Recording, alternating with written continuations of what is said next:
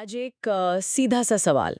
अगर किसी एजेंट के पास 100 पॉलिसी धारक हैं, तो क्या वो सच में 100 क्लाइंट्स को संभाल रहे हैं या फिर वो सिर्फ 100 रसीद नंबरों का एक कलेक्शन है?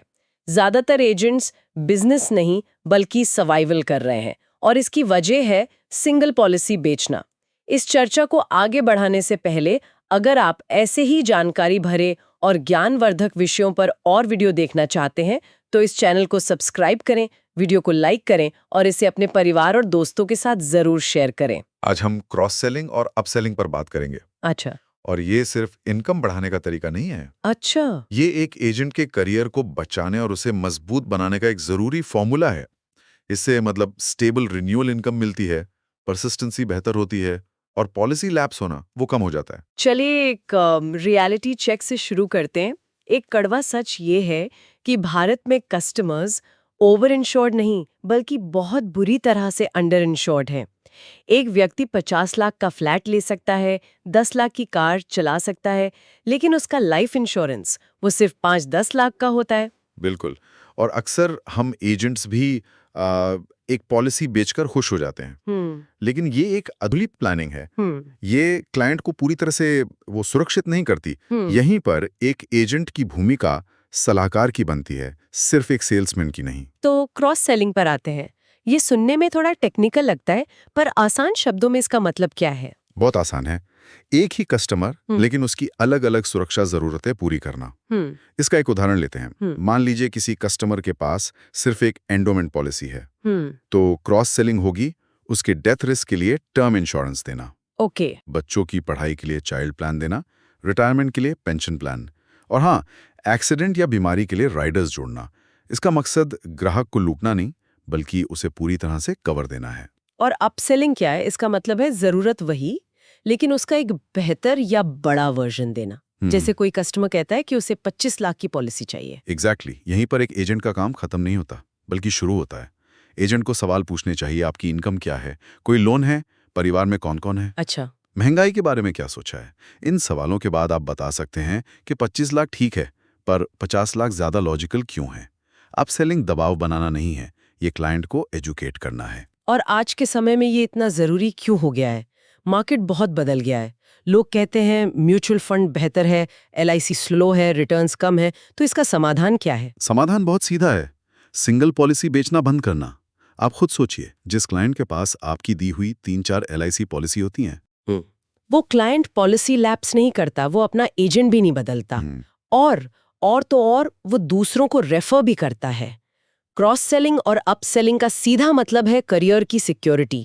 लेकिन यहाँ एक बहुत जरूरी बात है, नैतिकता की, एथिक्स की। हाँ। क्योंकि गलत तरीके से की गई क्रॉस सेलिंग या अपसेलिंग एक एजेंट के करियर को डुबो सकती है। बिल्कुल, आपने सबसे जरूरी बात कही है। कभी भी सिर्फ टारगेट पूरा करने के लिए या क्लाइंट की प्रीमियम चुकाने की क्षमता से ज्यादा की पॉलिसी न बेचे, और कभी भी रिटर्न के झूठे वादे न करें। LIC का ब्रांड भरोसे पर बना है और एक एजेंट का करियर भी। जरूरत पर आधारित सेलिंग ही मतलब लंबे समय तक इनकम देती है। ठीक है, तो इसे करने का कोई प्रैक्टिकल, कोई आसान तरीका है? हाँ, एक आसान 3 स्टेप प्रोसेस है। पहला, पोर्टफोलियो रिव्यू। क्लाइंट से पूछें कि क्या उनका डेथ रिस्क कवर है, बच्चों का भविष्य सुरक्षित है, रिटायरमेंट का कोई प्लान है।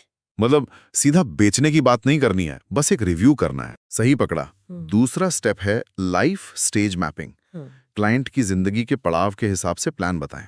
जैसे नई शादी हुई है, हाँ। तो टर्म और सेविंग प्लान, पेरेंट्स बने हैं तो चाइल्ड प्लान, ओके। और 40 से ज्यादा उम्र है तो पेंशन और प्रोटेक्शन प्लान। और तीसरा स्टेप, बात करने का सही समय। वो कैसे पता चलेगा? सही समय सबसे ज्यादा जरूरी है। बात करने का सबसे अच्छा समय होता है पॉलिसी रिवाइवल के दौरान, लोन की चर्चा करते समय या बच्चे के एडमिशन के टाइम। अच्छा, जब उन्हें पैसों की अहमियत सबसे ज्यादा समझ आती है। बिल्कुल। राइडर्स के बारे में अक्सर कम बात होती है, ये कितने जरूरी हैं? राइडर्स, ये तो छुपा हुआ खजाना है। हाँ। सबसे ज्यादा नजरअंदाज किए जाते हैं, लेकिन ये सोने की खान जैसे हैं। सोचिए, एक्सीडेंट, डिसेबिलिटी या कोई गंभीर बीमारी। हाँ। राइडर का प्रीमियम बहुत छोटा होता है, हाँ। पर उसकी वैल्यू बहुत बड़ी होती है। हाँ। जब क्लाइंट को इसके बारे में पता चलता है तो वो कहता है, ये तो पहले किसी ने बताया ही नहीं। और यहीं से भरोसा बढ़ता है। एग्जैक्टली। वो कौन सी आम गलतियां हैं जिनसे एजेंट्स को बचना चाहिए? सबसे बड़ी गलती है सिर्फ एक ही पॉलिसी पर फोकस करना। अच्छा। दूसरा, टर्म इंश्योरेंस को नजरअंदाज करना, ये सोचकर के कमीशन कम है। तीसरा, हर बात में सिर्फ रिटर्न रिटर्न रिटर्न करना। और सबसे जरूरी, क्लाइंट की बात ध्यान से ना सुनना। हमेशा याद रखें, नए क्लाइंट ढूंढने से ज्यादा जरूरी मौजूदा क्लाइंट को बनाए रखना है। तो अंत में ये सिर्फ एक सेल्स टेक्निक नहीं है, ये तो पूरी सोच बदलने की बात है, एक माइंडसेट शिफ्ट। सही का, एक LIC एजेंट सिर्फ सेल्समैन नहीं होता, वो एक फैमिली एडवाइजर है, एक रिस्क मैनेजर है और एक लॉन्ग टर्म गाइड है।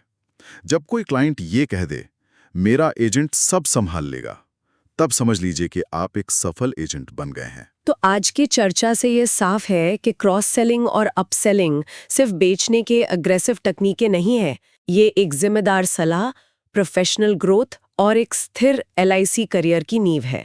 याद रखें, सिर्फ पॉलिसी नहीं, पोर्टफोलियो बनाएं, यही सफलता का असली मंत्र है। इस पूरी चर्चा में आपके लिए सबसे जरूरी सीख क्या थी? एक LIC एजेंट की सबसे बड़ी जिम्मेदारी क्या होनी चाहिए? सिर्फ पॉलिसी बेचना या ग्राहक को पूरी तरह से सुरक्षित करना? अपनी राय नीचे कमेंट्स में जरूर बताएं। आप यहाँ तक आ ही गए हैं तो जाने से पहले ऐसे ही उपयोगी और जानकारीपूर्ण वीडियो की नोटिफिकेशन पाने के लिए चैनल को सब्सक्राइब करना ना भूलें। धन्यवाद।